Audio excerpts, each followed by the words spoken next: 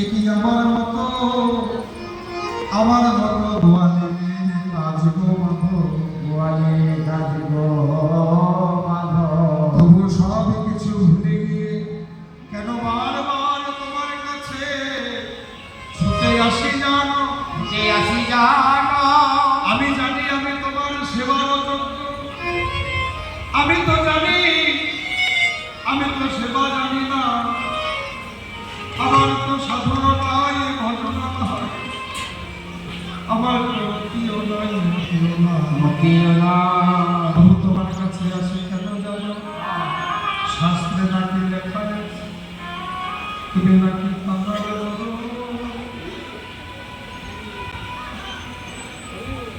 বড় ভালো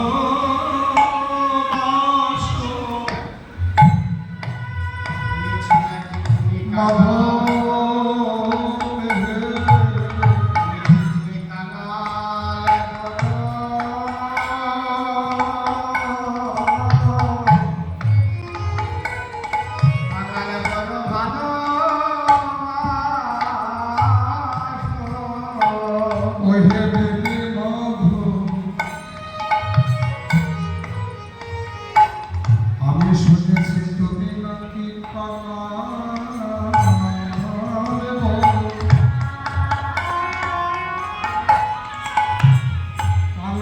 বড় ভালো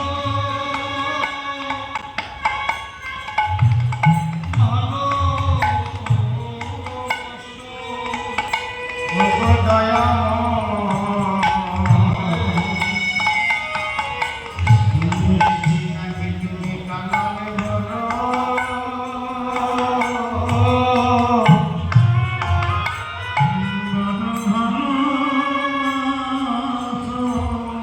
শুধু সেই সাহসে শুধু সেই সাহসে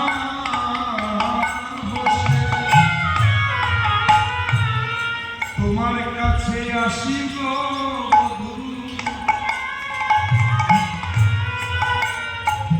একদিন বৃন্দাবনে গোবিন্দ সকাশে বসে রাধারানী কাঁদছে আর ভগবান জিজ্ঞাসা করছে রাধা তুমি কাঁদছো কেন বলে মাধব আমার নয়ন জল তুমি সইতে পারো না কেন কেন সইতে পারি তোমার মতো কেউ আমায় ভালোবাসে আমি যে ভালোবাসার বড় কাকা আমি যে ভালোবাসার বড় কাকা এই জগতে কেউ আমায় ভালোবেসে দেখে না কেউ আমায় ভালোবেসে দেখে না আমি তাকে ভালোবাসি কিনা হরিবল হরিবল কেউ ভালোবেসে আমায় দেখলো না সকালবেলা ভক্তরা আমার জন্য ক্ষীর সন্দেশ ভালো ভালো ফল মিষ্টান্ন নিয়ে নৈবেদ্য নিয়ে আমার কাছে আসে সাজিয়ে দেয় আমার মন্দিরে কিন্তু বিশ্বাস করো রায় আমি ভক্তের নৈবেদ্যের দিকে তাকাই না হরিবল আমি ভক্তের নৈবেদ্যের দিকে তাকাই না। তারা যখন আমার জন্য প্রসাদ সাজিয়ে আনে আমি তাদের হৃদয় নৈবেদ্যটা ভালো করে দেখি কারণ তারা দেওয়ার কালে আমাকে ভালোবেসে দিল কি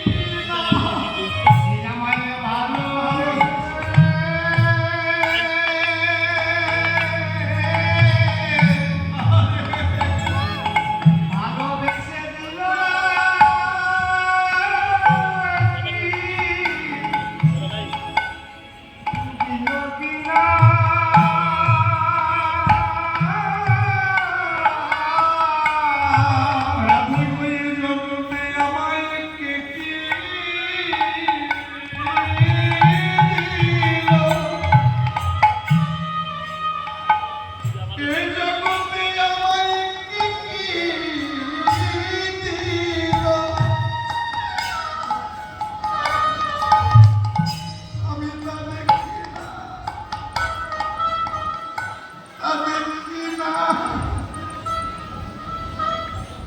দেখি না গো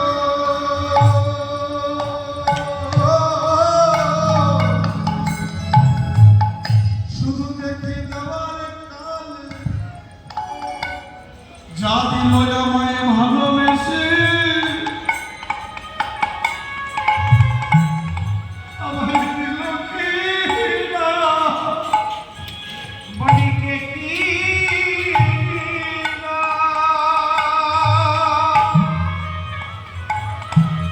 আমি তা দেখি না গো আমায় দেখা দিল আমায় ভালোবেসে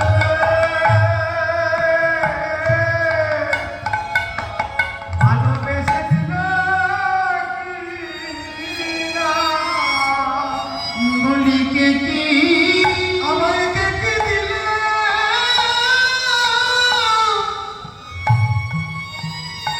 রাধে আমি তা দেখি না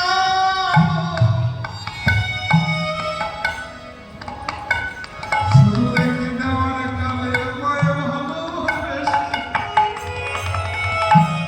দিল কি না বলি দেখি দিল তা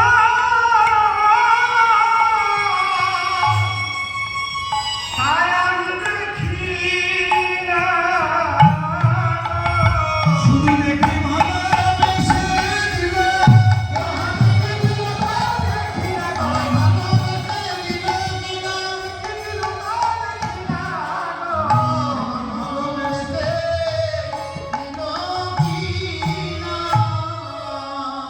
মায়েরা, ভগবান ভালোবাসার বড় কাঙাল, চোখের জলের বড় কাঙাল। সে যে দামোদর, এই জগতে কার স্বার্থ তার উদর পরিপূর্ণ করতে পারে। আর ভগবান নিজেই বলেছে, আমার সম্পদ আমাকে দিলে আমি খুশি হই না। ভক্তরা যে সম্পদ দিয়ে আমার নৈবেদ্য সাজায় সে তো আমারই সম্পদ। আমার ইচ্ছে ছাড়া গাছের পাতা ধরে না, তাহলে আমার বিনা ইচ্ছায় এই গাছের ফল ঘটে। ভক্তের পকেটে যদি আমি অর্থ না দিতাম তাহলে কি সে মিষ্টি কিনতে পারত, সন্দেশ কিনতে পারত? ভক্ত তার নিজের প্রয়োগ দিয়ে দু চোখে যেগুলো দেখে সেগুলো আমার সম্পদ। ভক্তরা আমার আমার করে মিশামিশি চিন্তা করে, কিন্তু না, এ সম্পদ সব আমার সম্পদ। মায়েরা, যেদিন তুমি ছিলে না, তোমার কাছে যেগুলো আছে সেগুলো ছিল। আজকে তুমি তার মালিক, যেদিন তুমি থাকবে না সে সম্পদ ওখানেই থাকবে। আজকে তুমি মালিক, সেদিন অন্য কেউ মালিক পেয়ে যাবে। পূর্বে অন্য কেউ মালিক ছিল। ওই জন্য ভগবান বলছে, তার নিজ সম্পদ আমাকে কি দেয় ভক্ত, আমি শুধু সেটা দেখি। ভক্তের নিজের সম্পদ প্রেম, ভক্তি আর মানবের জল। আমার সম্পদ দিলে আমি খুশি হই না, ভক্ত তার নিজের সম্পদ দিলে তবেই আমি খুশি হই। তা মাধব, এই জন্য মায়েরা, ভগবত কৃপা পেতে গেলে পণ্ডিত হওয়ার দরকার নেই, জ্ঞানী হওয়ার দরকার নেই। চাই শুধু সরলতা, শুধু সরলতা, প্রেম আর ভক্তি। জানো, এই সরলতা, প্রেম আর ভক্তি দিয়ে কত কত মানুষ আমার ভগবত চরণের কৃপা পেয়েছে। রামচন্দ্র যদি বনবাসে চলে যাবে, ঠিক আগের দিনে রাত্রিতে একজন ভক্ত প্রকাশ করলো, প্রভু তুমি তো বনবাসে চলেই যাবে, তা রাত্রি যাপনটা যদি আমার গৃহে করতে। ঠিক আছে, আজকে রাত্রিটা না হয় তোমার বাড়িতে থাকলো, তারপরে নদী পেরিয়ে চলে যাবে। ওই ভক্ত বাড়িতে যেদিন আমার রামচন্দ্র ছিল, সেদিন রামলীলা কীর্তন শুরু হয়েছে ভক্তের আঙ্গিক। এখানে একটা সরল মনের ছোট্ট ছেলে, একবারে অজ্ঞ, একবারে মূর্খ, কিন্তু আছে তার সরলতা। সে হলো ছোট্ট মাধব। মাধব তার গুরুদেবকে বলছে, গুরুদেব আমার মনে একটা বাসনা জেগেছে। তা গুরুদেব জিজ্ঞাসা করলো, কি বাসনা রে মাধব? কি বাসনা জানো? তোমার ভগবান যখন কালকে যখন নদী পার হবে, নদী পার হওয়ার কালে যদি তোমার ভগবান একটু আমার নৌকায় চাপত, আমার মনের বাসনা পূরণ হতো। বলে ঠিক আছে, তাই হবে। বলে কিন্তু গুরুদেব, আমার একটা কথা হচ্ছে, নদীর ঘাটে যত নৌকা আছে সবার থেকে জীর্ণ তরি হলো আমার তরি। সবার থেকে জীর্ণ তরি হলো আমার তরি। প্রভুকে আমার নৌকায় চাপবে? আমি তোকে কথা দিলাম মাধব, কালকে নদীর ঘাটে একটাই মাত্র নৌকা থাকবে, সেটা হলো তোর নৌকা, আর কোনো নৌকা থাকবে না। বলে ঠিক আছে। রামচন্দ্র মাধবের নৌকায় পার হবে। মাধবের মনের আনন্দের সীমা নেই। মাধব অধিক প্রভাত কালে এসে নৌকায় বসে মুখ করে বসে আছে। ভগবান যেদিকে আসবে তার উল্টো দিকে মুখ করে বসে আছে। এদিকে রামচন্দ্র ভাই লক্ষণ সীতামাকে নিয়ে ঘাটে এসে উপস্থিত হয়েছে।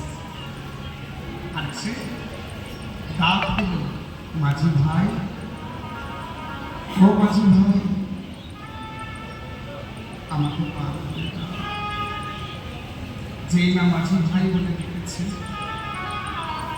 মাধবের সারা অঙ্গ শিহরণ দিয়ে হরিবল, এই না হলে তুমি ভগবান, এই না হলে তুমি ভগবান।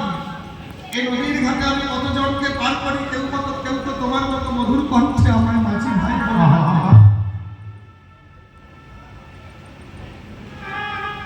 কিন্তু মাধব উত্তর দিচ্ছে না, বারবার যাচ্ছে, মাঝি ভাই তুমি আমাদের পার করে দাও।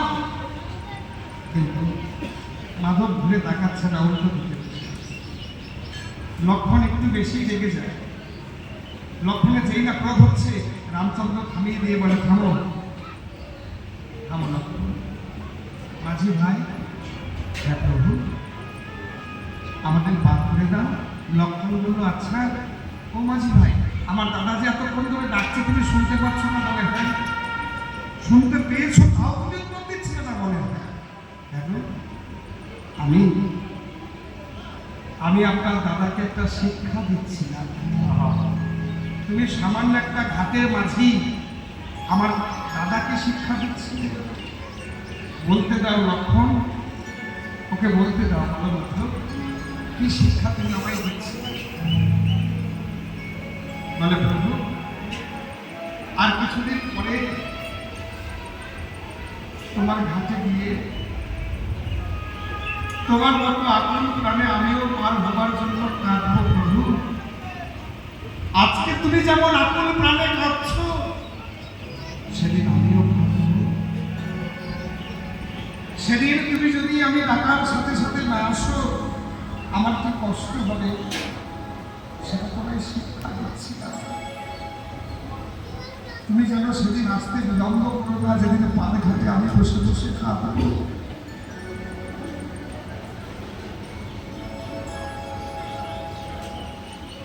ঠিক আছে, এবার নৌকায় চলবে ভগবান। নৌকায় চলেছে, ওপারে সকল যাত্রীরা নেমে গেছে, এবার আমার ভগবানের নেমে যাবার পালা। নামার কালে ভগবান মাধবকে জিজ্ঞাসা করলো, মাধব, এই যে তুই আমার নৌকা করে নদী পার করে দিলি, করে নিবি না? মাধব বলে, প্রভু আমি না হয় মূর্খ মানুষ, আমি না হয় লেখাপড়া জানি না, তাই বলে আমি কি তোমার কাছে পারে করিয়ে নিতে পারি? পারে করিয়ে নিতে পারি। রামচন্দ্র মাধবকে বলে, মাধব রে, তুই করি চাইলে আমার কাছে তো করি না, করি না। আমি তো তোকে পারে করে দিতে পারবো, পারে করে দিতে পারবো না। মাধবে বলে, প্রভু গো, এই জাগো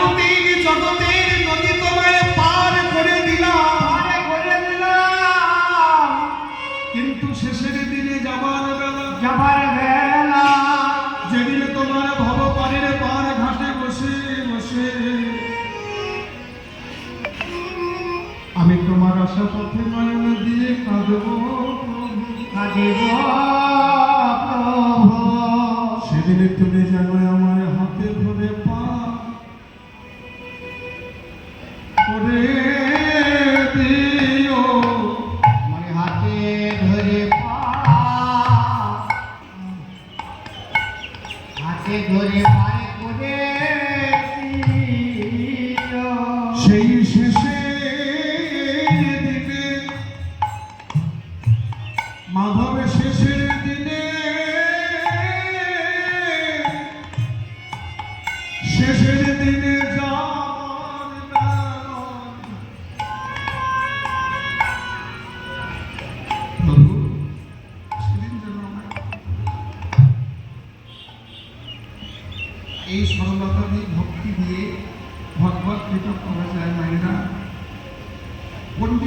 পাণ্ডিত্যের দরকার নেই, পণ্ডিত হওয়ার দরকার নেই, জ্ঞানের দরকার নেই, বিদ্যার দরকার নেই, শুধু সরলতার প্রেম ভক্তি থাকলে ভগবত কৃপা পাওয়া যায়।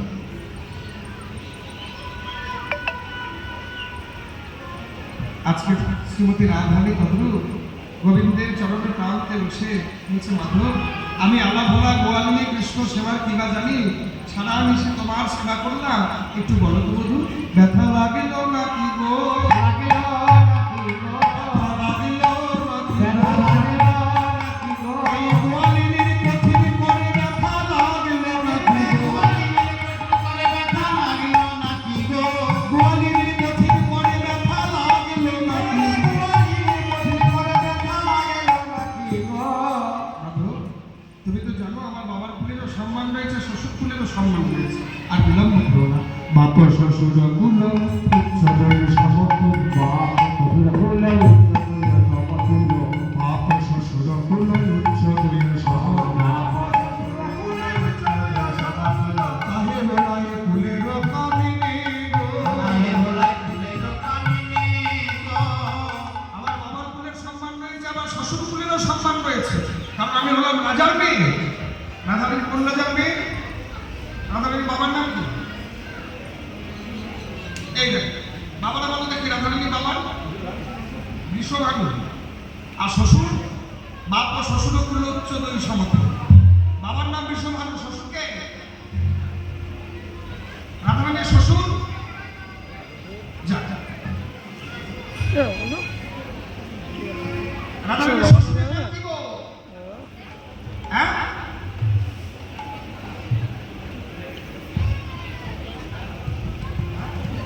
বলো কেউ? এবার রাধারানীর শ্বশুরের নাম নেই।